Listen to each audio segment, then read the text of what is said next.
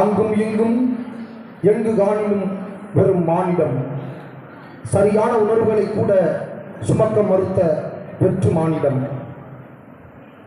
சமயத்தில் சரியான வேடங்களும் உண்மையான முத்திரைகளும் கூட அணிய நேரமில்லாமல் வெற்று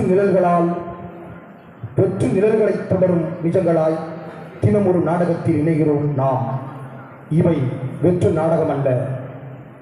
தமிழ் பண்பு கலந்த அதிகம் தந்த நெல்லிக்கனியின் சுவையை அவ்வை சுவைத்தது போல நாமும் சுவைப்போம் இந்நாடகவையில்.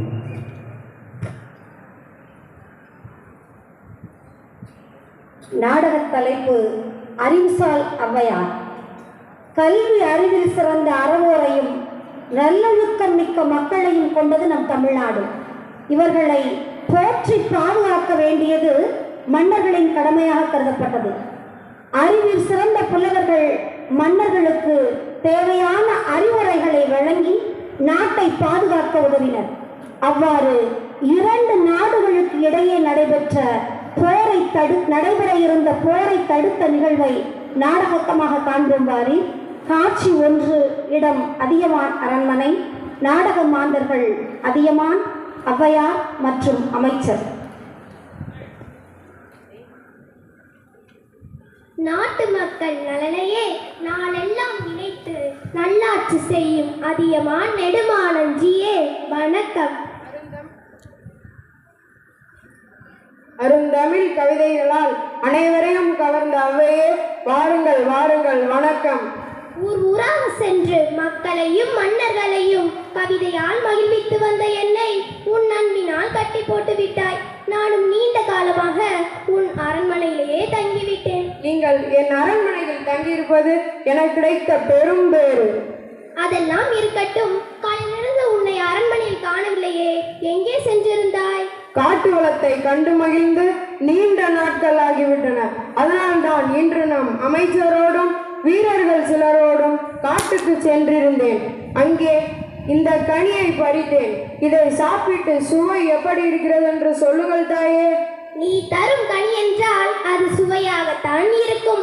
பல கடல்களுக்கு அப்பா எங்கோ தொலைவில் இருக்கும் ஒரு நாட்டிலிருந்து இந்த தமிழ்நாட்டிற்கு கரும்பை கொண்டு வந்தவர்கள் உனது முன்னோர்கள் தானே. இனிப்புக்கும் உங்கள் குலத்திற்கும் தொடர்புண்டல்லவா? அதனால் நீ கொடுக்கும் கனியும் இனிக்கத்தானே செய்யும். அந்த கரும்பை விட இனிக்கிறது தங்கள் பேச்சு. சரி, இந்த கனியை சுவைத்து பாருங்கள். அடடா, என்ன சுவை என்ன சுவை!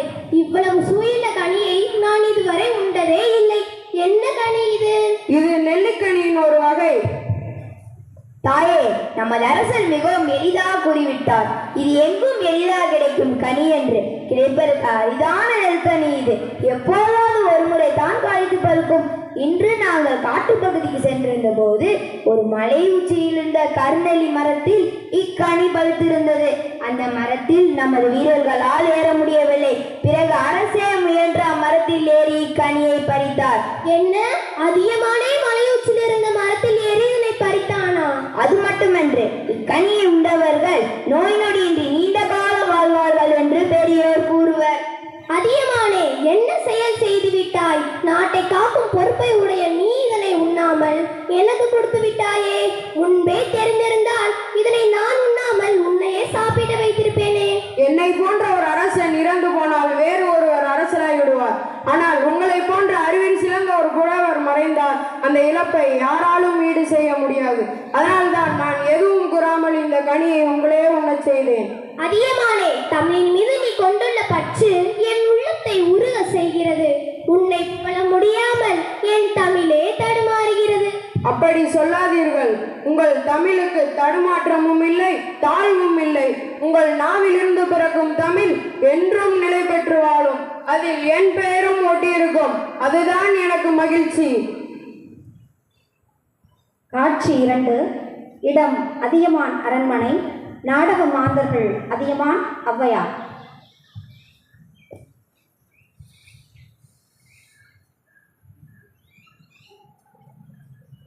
மக்களின் முகங்களில் கூட கவலையின் நிழல் படியக்கூடாது என்று கருதும் அதியமானே, இன்று உன் முகத்தில் கவலையின் இருள் சூழ்ந்திருப்பதன் காரணம் என்னவோ? இன்று காலை நம் ஒற்றர்கள் கொண்டு வந்த செய்தி என் மனதில் சிறு கலக்கத்தை ஏற்படுத்துகிறது.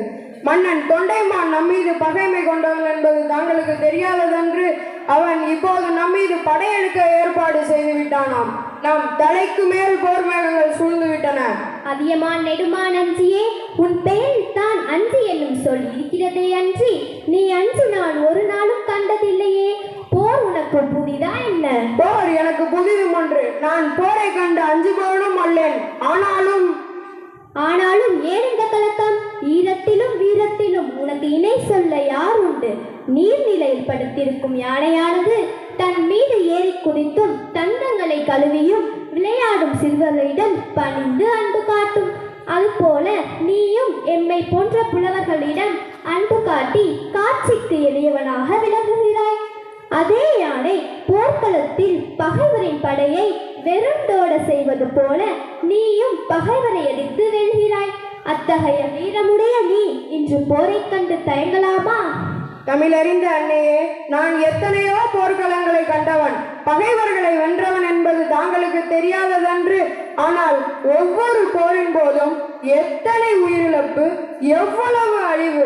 தந்தையை இழந்த பிள்ளைகள், கணவனை இழந்த பெண்கள், மகனை இழந்த தாய்மார்கள், அண்ணனை இழந்த தம்பி தங்கைகள் என எத்தனையோ பேரின் கண்ணீர் ஒவ்வொரு போரின் வெற்றிக்கு பின் மறைந்திருக்கிறது. எனவே இந்த போரை தவிர்த்தால் என்ன? அன்பில் சிறந்த அதியமானே, இப்போதுதான் உள்ளம் எனக்கு புரிந்தது. உன் கவலையை நான் தீர்க்கிறேன். நான் இப்போதே தொண்டைமானிடம் செல்கிறேன். அவனிடம் பேசி போர் ஏற்படாதவாறு தடுக்கிறேன். ஆனால் நீ நினைப்பது எனக்கு புரிகிறது. உன் தன்மானத்துக்கும் வீர உணர்வுக்கும் சிறிது கூட இழுக்கு ஏற்படாமல் நான் நடந்து கொள்வேன். நான் சென்று வருகிறேன். காட்சி 3. இடம் தொண்டைமான் அரண்மனை. நாடக மாந்தர்கள் தொண்டைமான், ஔவையார், படைத்தலைவர்.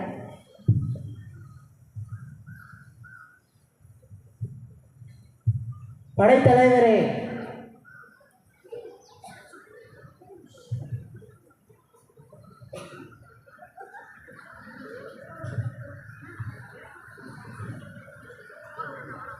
நமது படையினர் போருக்கு ஆயத்தமாக உள்ளனரா? படை வீரர்களும் ஆயத்தமாக உள்ளனர். போர்க்கருவிகளும் தேவைக்கு அதிகமாக உள்ளன அரசே. மகிழ்ச்சி. நம் படையின் பெருக்கினை கண்டு அந்த அதியமான் அதிர்ந்து போக வேண்டும். இந்த அதியமான் எப்போதேதான் அதிர்ந்து போயிருக்கிறார் அரசே. அதனால் சமாதானம் வேண்டி புலவர் ஒருவரை தூதனுப்பியுள்ளார். என்ன, அதியமான் தூதனுப்பி உள்ளானா? ஆம் அரசே, சற்று முன்தான் நமது ஒற்றரிடமிருந்து செய்தி வந்தது. அதியமானின் தூதுவராக ஔவையார் நமது அரண்மனைக்கு வந்து கொண்டிருக்கிறாராம். வரட்டும் வரட்டும். அஞ்சியிடமிருந்து தூது வரும் ஔவை நம் போர் கருவிகளின் பெருக்கினை கண்டு அஞ்சி ஓட போகிறார் பாருங்கள். அதோ ஔவையாரே வந்து விட்டார். போரை நிறுத்த வரும் ஔவையே, வருக வருக. தொண்டைமான் தரும் வரவேற்பை பார்த்தால் என் வருகையை எதிர்பார்த்து காத்திருப்பதாக தோன்றுகிறதே.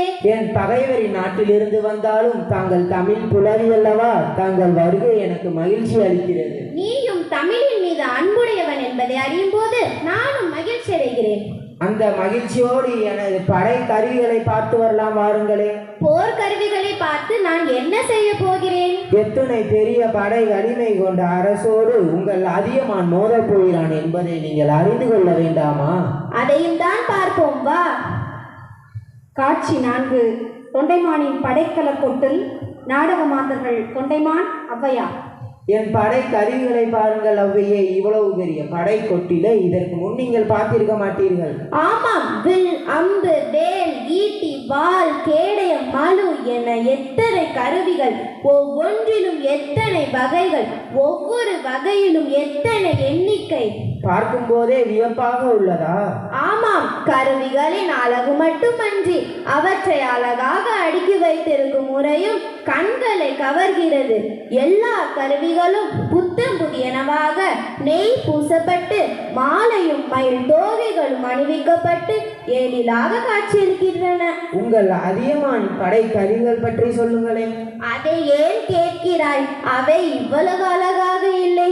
அதியமான் அடிக்கடி போர் புரிந்து கொண்டே இருப்பதால் அவனது படை கருவிகள் எல்லாம் பகைவரின் உடலை துளைத்த குருதி கரைகளுடன் நுனி ஒடிந்து கூர் மழுங்கியும் கொள்ளனின் உலைகளத்தில் கிடக்கின்றன.